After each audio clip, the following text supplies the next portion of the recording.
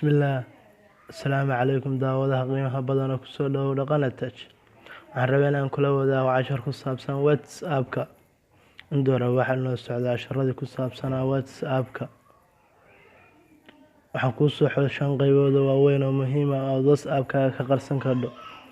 Midda koowaad waxa weeye inaad qarsan karto goortii kuugu dambeysay WhatsApp-kaaga. Midda labaad waxa weeye inaad qarsan karto profile photo ama sawirka kuu saaran WhatsApp-ka. Tan saddexaad waa inaad qarsan karto qoraalka aad soo saaratay WhatsApp-ka. Tan afraad waa status-kaaga inaad dadna ka qarin kartid dadna la wadaagi kartid. Tan shanaad waa inaad qarin kartid message lagu soo diray oo aad akhrisay inaad ka dhigi kartid message-daadan akhrin. Faldan ku soo dhawow dhaqana tach. Waxaad galaysaa WhatsApp-kaaga. Waxaad ku dhufanaysaa 3 dhibcood meeshay ku qoran tahay. Waxaad dhahaysaa setting. Waxaad dhahaysaa account. Waxaad dhahaysaa privacy.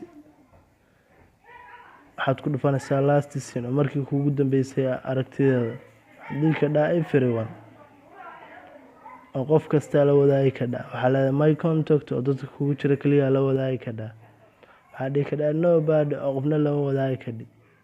Haddii aad tiraahdo nobody oo qofna ima arki karo goortii ugu dambeysay, ogsoonow inaadan noo arki doonin qofkii goortii ugu dambeysay WhatsApp ku isticmaalayo. Tan labaad waa profile photo. Waxaad dhihi kartaa everyone oo qof kasta. Waxaad dhihi kartaa my contact oo dadka igu kaydsan kaliya ha arkaan profile photo sawirka footada ii saaran. Nobody oo qofna ma yuusan arkin weeyaa.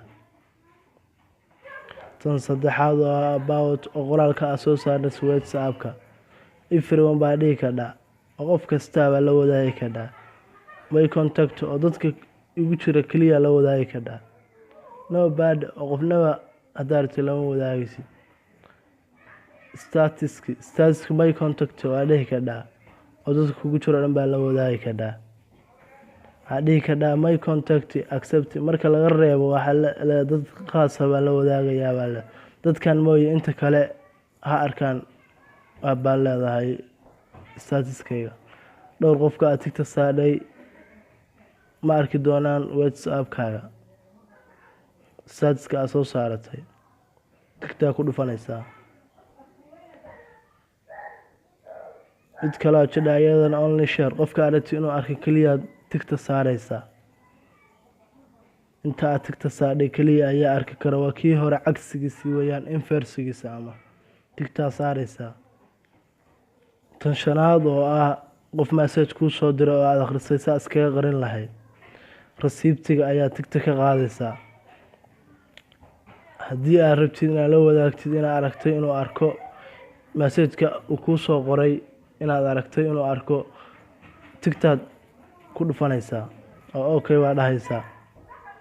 Faldan waxaan rabaa inaan soo dhigo casharo badan oo ku saabsan IT-ga ama khaas ahaan meesha aan khibradda u leeyahay IT-ga.